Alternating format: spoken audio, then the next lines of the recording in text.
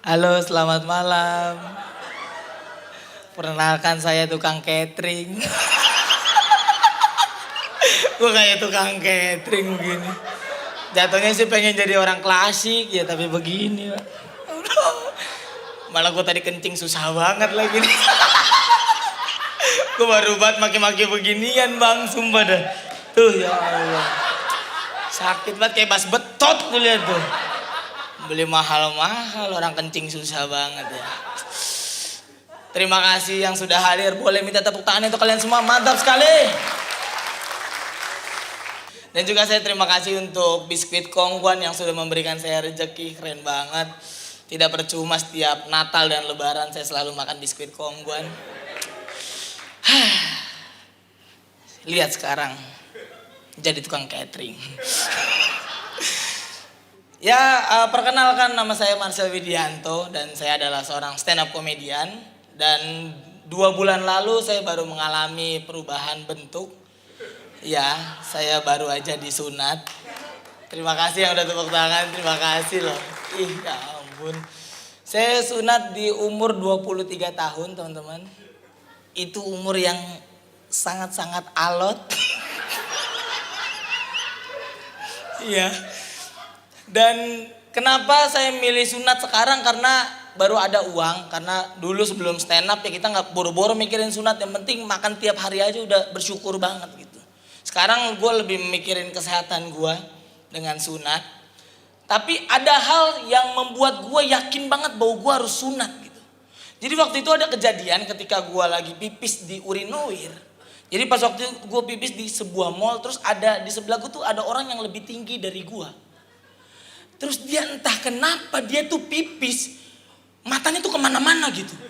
Ke atas, ke bawah gitu. Dan pada saat matanya dia ke bawah, terus pas banget 2 bola matanya melihat anunya gua. Terus tiba-tiba dia keceplosan, ih belum sunat. Itu pada saat itu ya ampun gue malu banget sebagai pria sejati bro. Gue langsung tutup resleting itu. Gue kalau perlu gue semen itu bener. Biar nggak ketahuan gitu kalau gue belum sunat gitu bener. Dan tiba-tiba sekarang nih setelah gue sunat gue pengen banget nyari orang itu bener. Gue pengen mamerin gitu kalau gue udah sunat gitu. Dan sekarang nih gue kalau pipis di mall, di urinoir itu dari basement gue udah buka nih. Udah sunat nih gue nih. Nih udah sunat gitu. Tiba-tiba gitu. Clean gak sih itu? Clean ya bodo amat lah. Iya nih. Udah sunat gue bener dan gue kenapa pengen sunat sekarang karena ya itu demi kesehatan teman. Dan kemarin tuh gue sunat dengan metode di strapless. Hah? Iya bener. Gue juga awalnya kaget gitu. Emang ada metode itu? Bener ada. Namanya metode gun strapler. Gak beda jauh sama skripsi kayaknya tuh gue tuh. Udah Pak ini mohon maaf ini bukan kertas gado-gado. Gue bilang di strapless aja. Tapi emang bener. Jadi pas waktu itu jadi nih gitu kayak gini dah nih. Jadi pas waktu itu langsung krek gitu. Tiba-tiba terus tiba-tiba hoodie-nya hilang.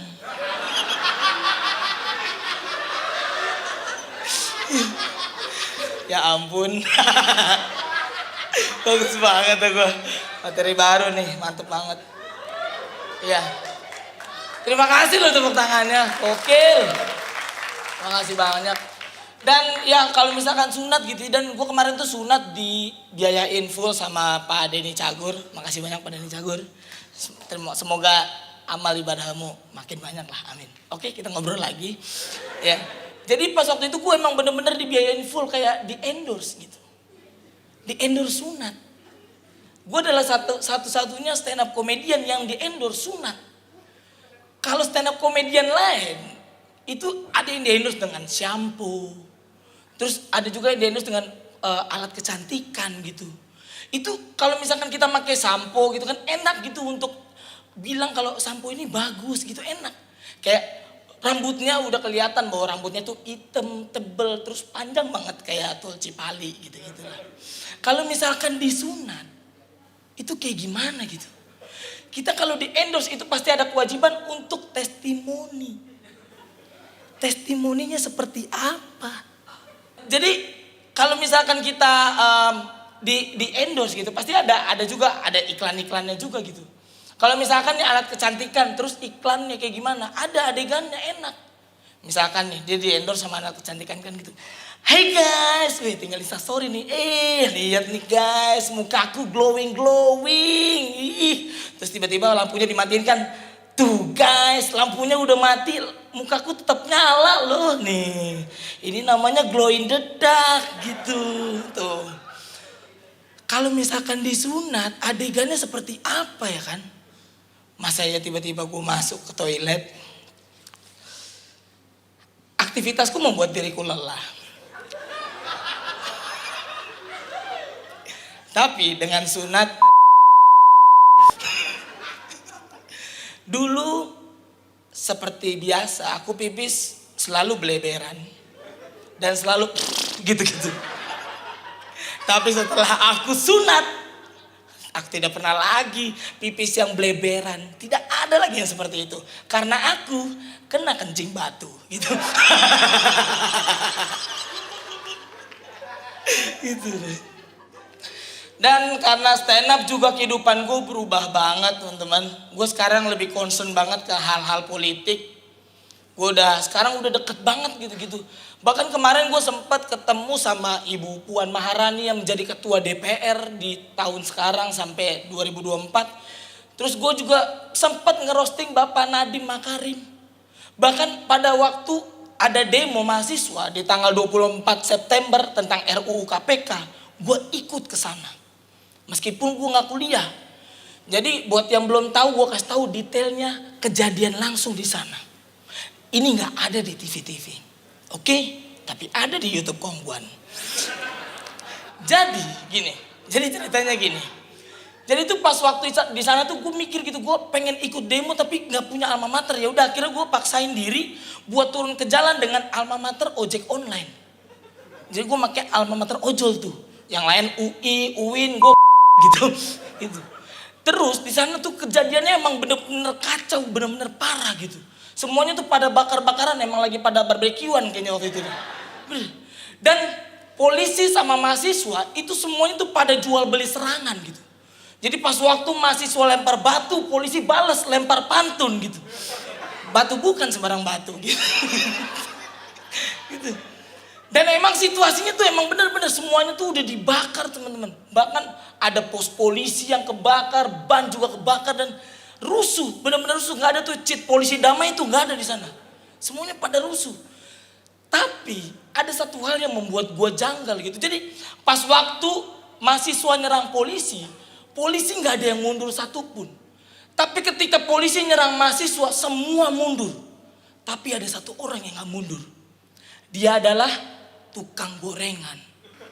Sumpah bang, bener itu tukang gorengan itu mau batu di mana-mana, gas air mata di mana-mana, dia tetap goreng. Dia tetap ngadonin bakwan, tetap naruh tempe ke tepung, tetap. Dan tukang gorengan itulah tahan. Jadi pas waktu ada tembak, habis suara gue nih. Jadi pas waktu ada tembakan gas air mata dari polisi, dia teriak Happy New Year. Padahal baru tanggal 24 September itu. Dia bilang Happy New Year. Dan itu yang membuat gue salut banget sama orang-orang miskin gitu. Karena gue juga dulu berasal dari keluarga miskin teman-teman. Karena orang miskin tuh gak takut mati. Di sana itu buset dah. Pos polisi aja udah kebakar. Semua jalanan udah banyak banget api. Tapi gerobaknya tetap aman. Padahal di gerobaknya ada gas 3 kilo. Itu dia kalau salah pencetan bisa meledak itu. Tapi tetap aman. Bahkan di tanggal 25 itu orang tukang gorengan datang paling pagi. Kata dia, masa ya demo gak nyarap gitu katanya.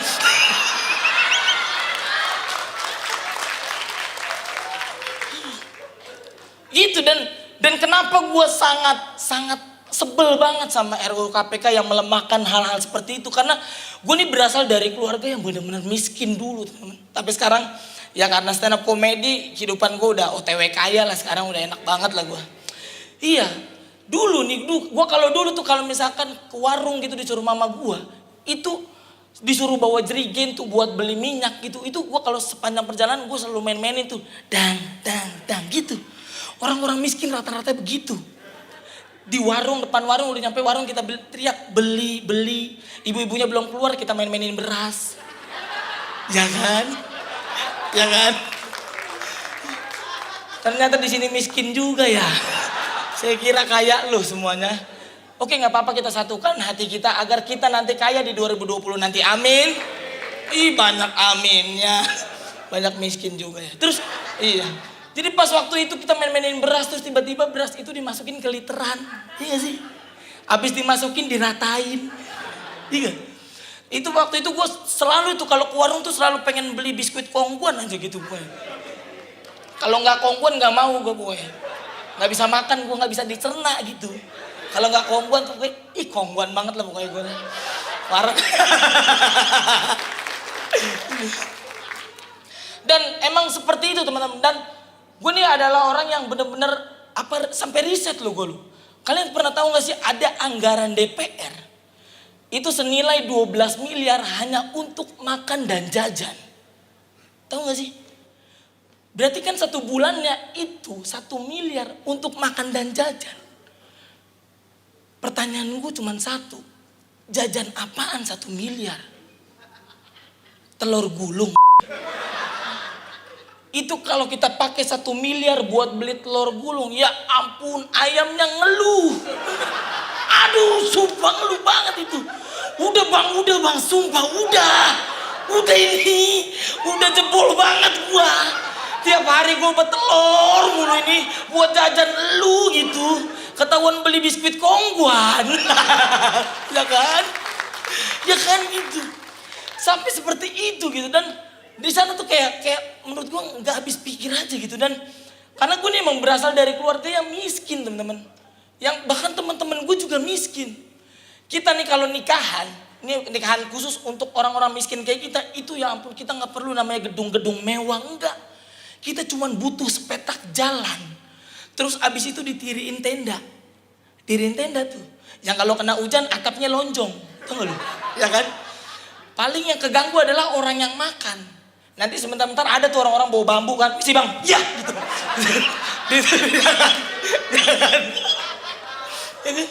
Ada yang kayak gitu. Bahkan gue sempat kemarin ke tempat nikahannya Bang Radit. Dan itu beda banget sama nikahan temen gue, si Jembet. Jadi gue punya teman si Jembet, bedanya minta ampun bro, parah. Di tempatnya Bang Radit itu makanannya enak-enak, dimsum. Terus ada banyak sekali sayur-sayuran, salad. Ih parah lu. Makanan aja sampai ada ibadahnya lu. Salad lu. Tapi kalau di tempatnya si Jembet, ih beda sekali bro. Gak ada yang namanya dimsum. Ada paling cuman somai. Somai juga ikannya ikan sapu-sapu. Lu tau kan ikan sapu-sapu yang kalau kita makan gak kenyang. Malah bersih usus kita. Disapu sama tuh ikan gitu. Kayak gitu. Dan bahkan nih gue waktu itu sempat ketipu sama nikahannya dia. Jadi waktu itu gue datang, gue udah ngambil nasi, udah ambil garpu, sendok. Gue tiba-tiba ke tempat namanya sop ikan. Gue datang ke sana terus gue cari. Ini sampai bunyi kelontang. Gue bilang ikannya di mana ini, gue bilang. Cuman ada wortel, daun bawang sama buncis. Udah puter-puter nggak ada ikannya. Itu rasanya gue pengen balik ke rumah terus gue taruh cupang. Udah mampus lu. Biar cupangnya ngadu sama daun bawang, biarin dah gitu. Kesel banget gue bener ditipu kayak begitu gitu. Tapi emang bener seperti itu. Bahkan nikahannya Bang Radit itu disebarin di online gitu. Di masing-masing rumah gitu. Dia sampai modal kartu undangan. Kalau si Jembet enggak. Ngomongnya, weh bro datang yang tanggal 15 gue nikahan nih gitu. Oke siap, oke. Cuman itu doang. Dan bahkan nih di tempat janur kuning itu ditulisnya cuman pakai apa? Kerdus. Pakai kerdus, Jembet Love City. Gitu. Yang kalau ketiup angin dah yang kebaca gitu. Itu tuh mie instan yang kebaca. Dan emang seperti itu teman-teman. Dan gue emang gue tapi sekarang udah ngalamin perubahan lah gara-gara stand up gitu.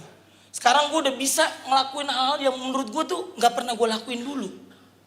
Sekarang nih keluarga gue udah ngerti sama yang namanya sakit. Bener.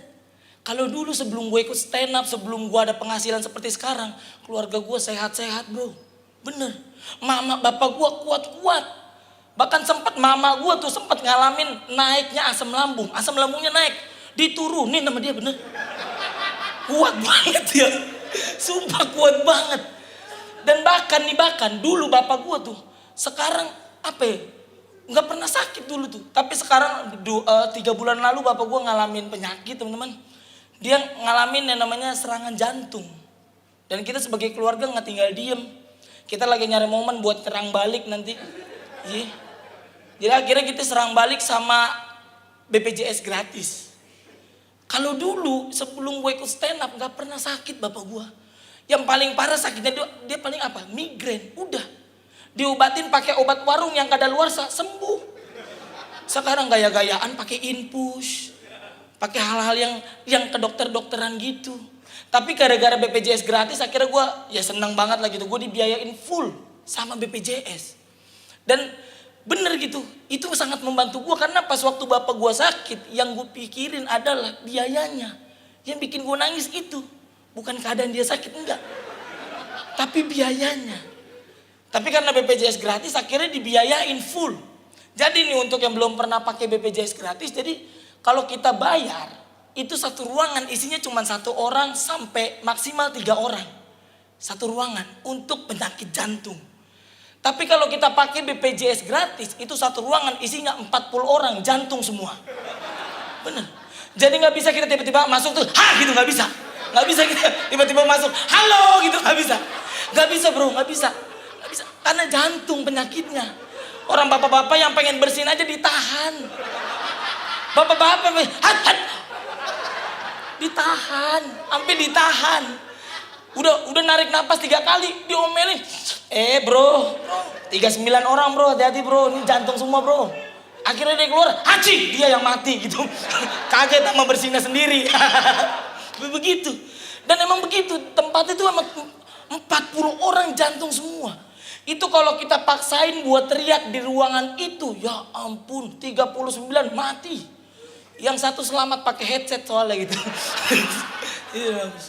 Gue teriakin lagi, mampus lu. Udah miskin ngerokok lu. Ngabisin uang APBN aja lu emang lu. Gitu, itu yang gue teriakin bapak gue tadi ya. Iya gitu. Keren banget lah pokoknya. Dan gue juga gara-gara stand up gitu ya, akhirnya gue bisa ngalamin hal-hal yang sebelumnya gue juga belum pernah ngalamin gitu. Kayak dulu gitu gue gak pernah tuh yang namanya naik pesawat. Pesawat sekarang tuh pesawat gue harus gara-gara stand up harus bareng Brompton gue sekarang kalau naik pesawat. Harus bareng Ferrari, mobil-mobil mewah gitu. Bahkan sama dirut-dirutnya juga gak apa-apa lah gitu. Jadi pas waktu itu nih buat yang belum pernah naik pesawat nih gue kasih tahu nih ya. Jadi ceritanya waktu itu gue naik, gue ada acara stand up di Jogja. Jadi teman-teman gue tuh pada naik kereta dari Jakarta ke Jogja. Dalam hati gue kereta. Alat transportasi macam apa itu ya? Nah, bener nih. Kereta apa tuh kereta? Gue naik pesawat bro. Itu pas waktu naik pesawat, jadi pas waktu ceritanya pas waktu pesawatnya nanjak, apa namanya itu? Take off, iya bener. Jadi pas waktu pesawatnya take off, lampunya dimatiin, bener gak? Pas sejajar, lampunya dinyalain lagi. Gue penasaran kan, karena gue pertama kali naik pesawat, gue tanya sama pramugari. Mbak, kenapa lampunya dimatiin mbak? Takut jepret mas, katanya gitu. Ada yang laundry di atas soalnya.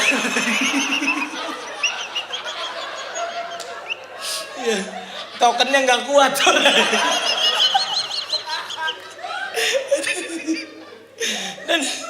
Dan keluarga gue juga begitu bro. Mama gue setiap hari sekarang suka jogging. Kalau dulu dia jogging itu jadi mama gue tuh kita tuh saking susahnya gitu ya.